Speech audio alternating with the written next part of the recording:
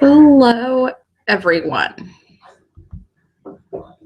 I am really excited to try this again.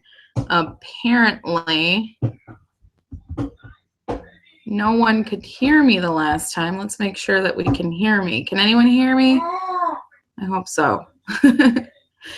Anyhow, this is my take on the menstrual cup. I decided while I was still pregnant with my son that I wanted to use the menstrual cup instead of traditional menstrual, like feminine products, pads, tampons, stuff like that. A lot of it had to do with health reasons. Toxic shock syndrome has gotten a lot more attention lately. I wouldn't say it's gotten more serious because honestly, it's always been serious. And maybe, yes, the companies are using less biologically safe products, but as well as that, they're I lost my train of thought. I'm sorry.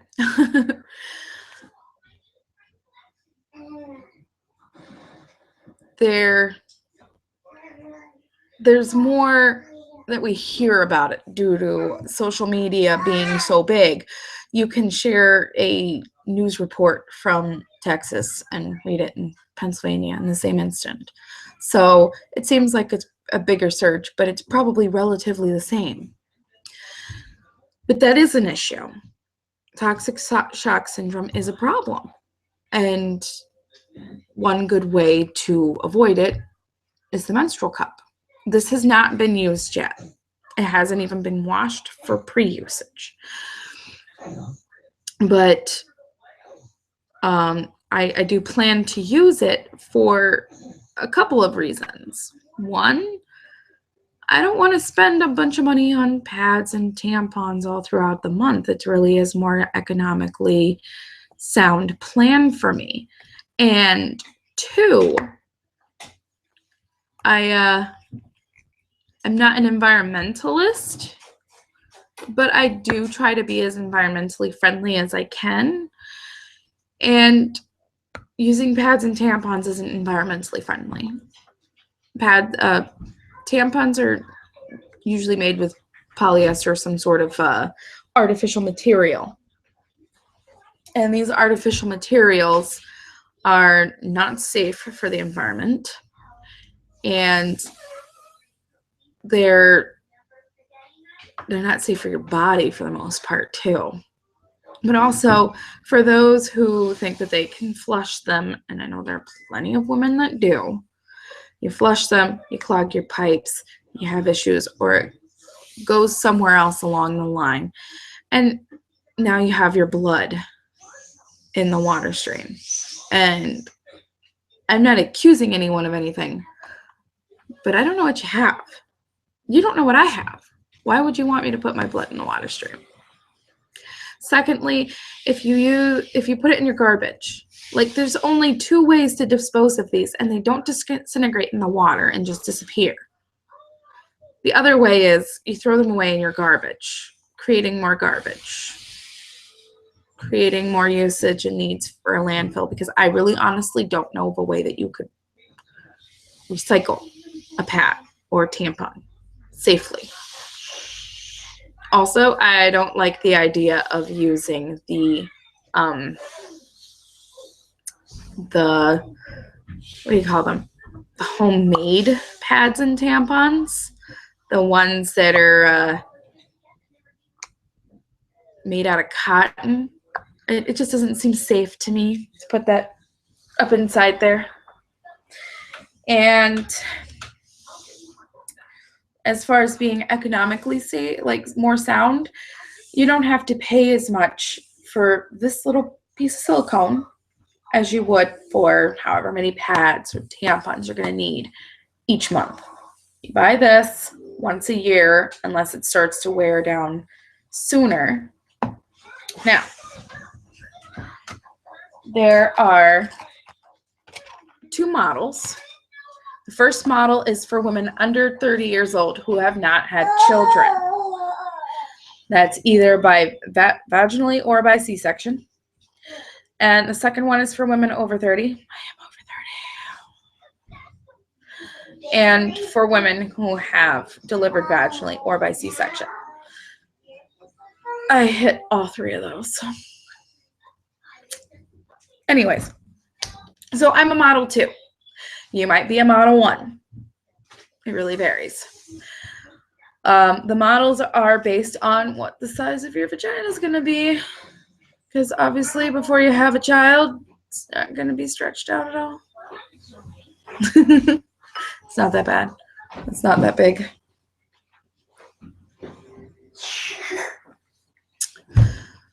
So this is a menstrual cup.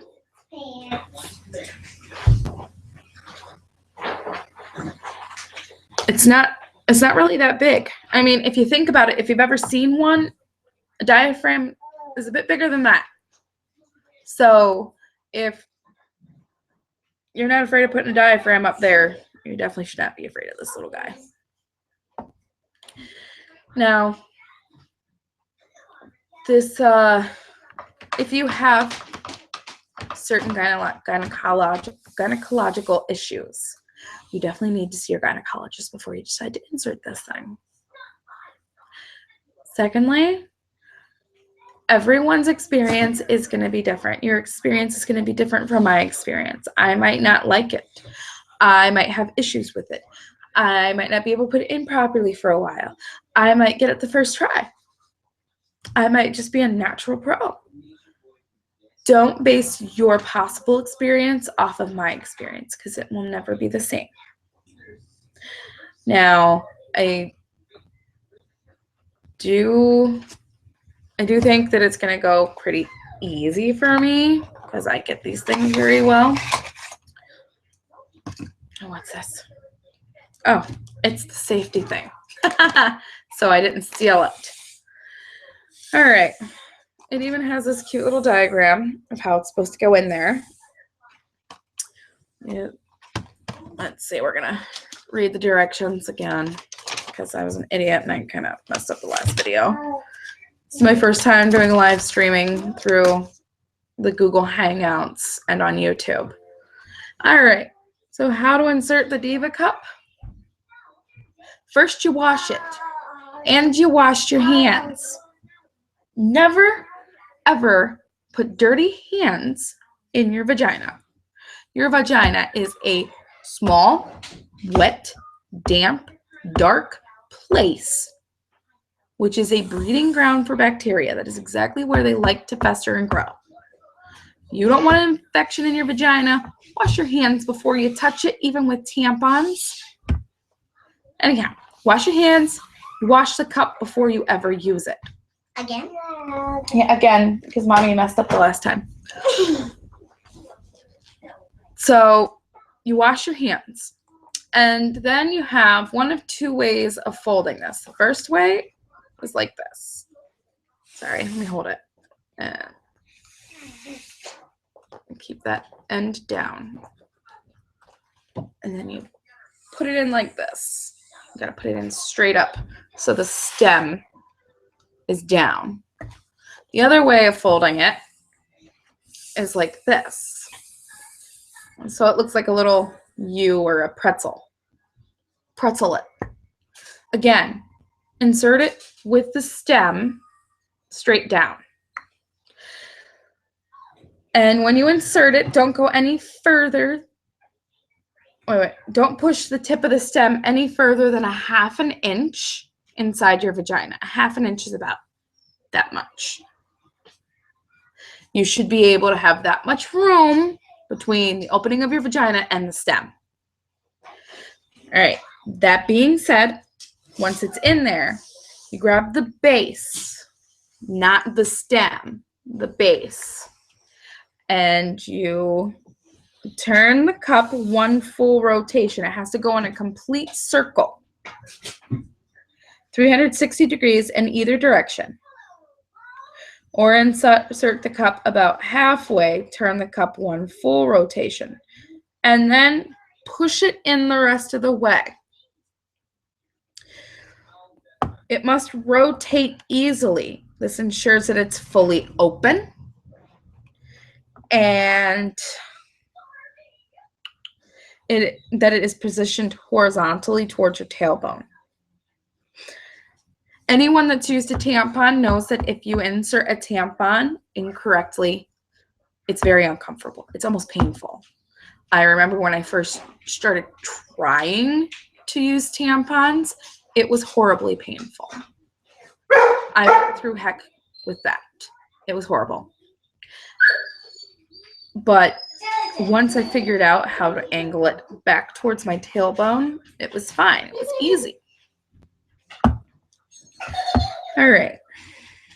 You can also make sure that the cup is open by inserting your fingers into the vagina and gently pressing on the side of your vaginal wall to create space so it'll pop open.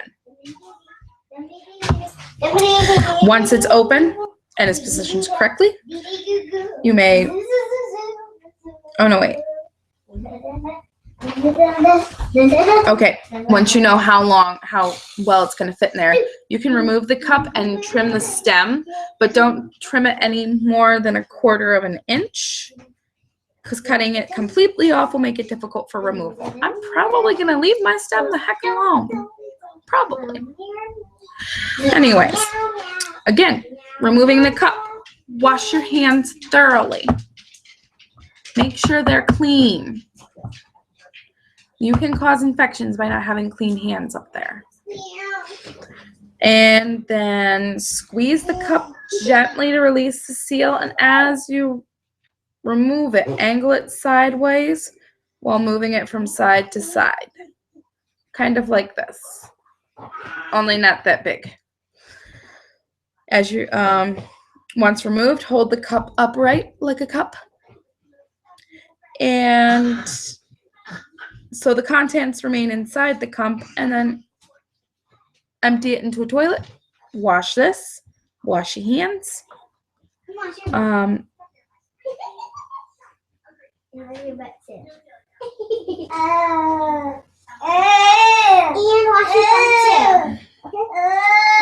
All right.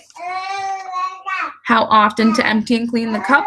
This can be used for up to 12 hours. Anywhere from 10 to 12 consecutive hours without removing it. And you can wear it overnight, obviously, as long as you don't leave it in for over 12 hours. Your blood can decompose while it's still in you. So keep it clean, ladies. Yeah, keep it clean. And before removing it, washing and reinserting. Oh no, 12 hours before. Okay. Okay, now this cup has little, it tells you how many ounces you've bled in that 12 hours. So you can actually monitor it to see how much you're going to need, how many times you're going to need to empty the cup. And this is like a really helpful thing too, because especially if you're having bleeding disorders where you bleed more than you should, this will be useful for you. All right, again. Where was I? There's a Diva Cup Diva Wash. It's specially formulated for it. But if you don't have that, you can use a mild, unscented soap. Use unscented, because if you use the scented, chances are you're going to have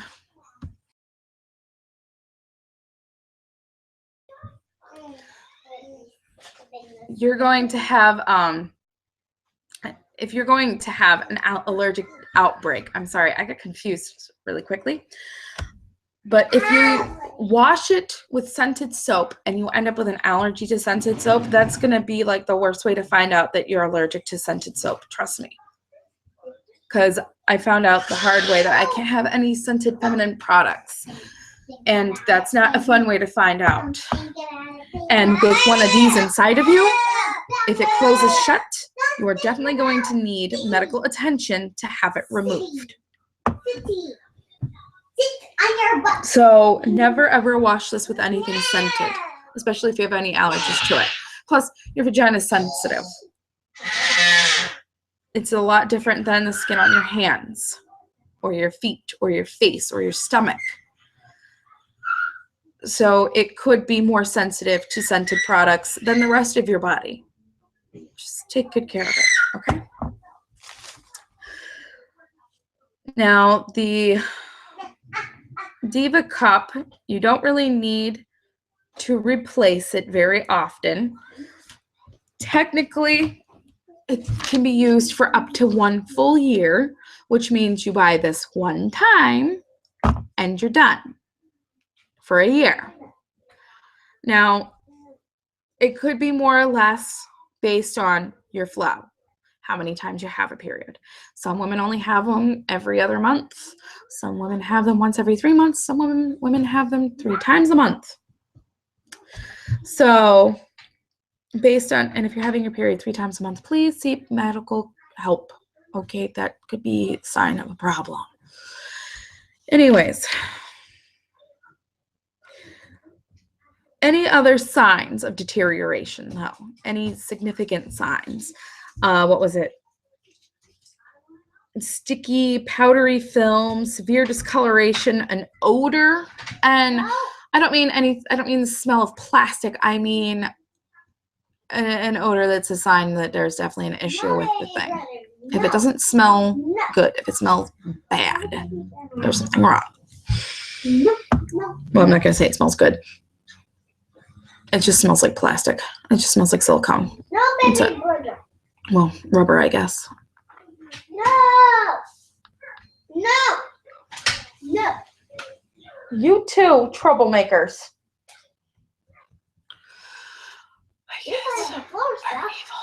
No, they're not. It's just curious about everything. There he is. No. He doesn't like being told no.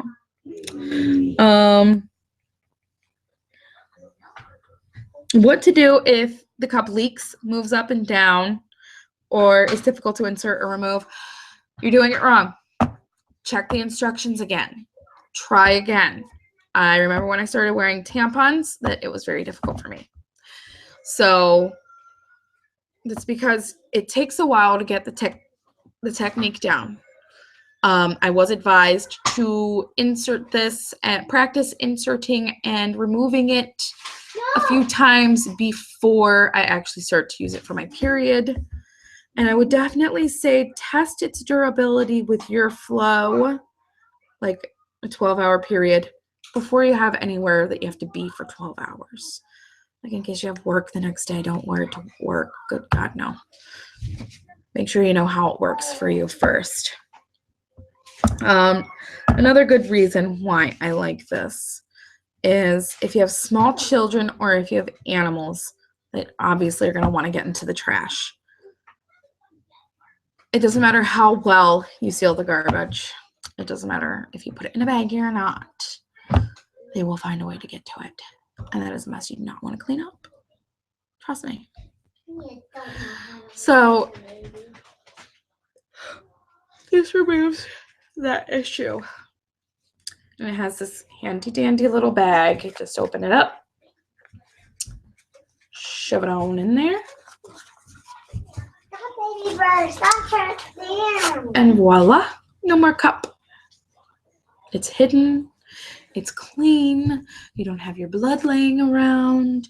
It's lovely, lovely. I like it. I like it already. I haven't even used it. No. What's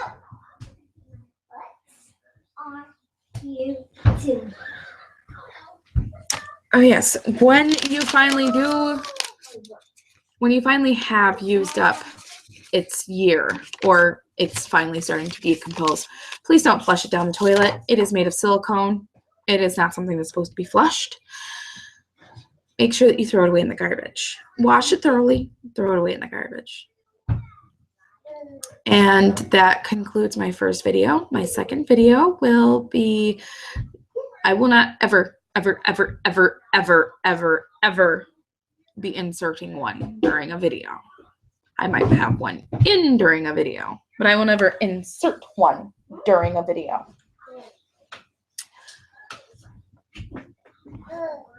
So there may be a point in time when I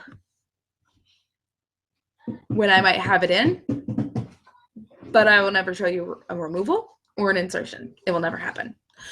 My next video will be after or during one of my first use, and I will I won't fully detail. I won't go into gruesome details, but I will go into some detail of how that experience went for me. Thank you, and I hope you enjoyed the video and stop by and watch again. And I will use the word vagina because it is the technical term for your vagina. So have a good day.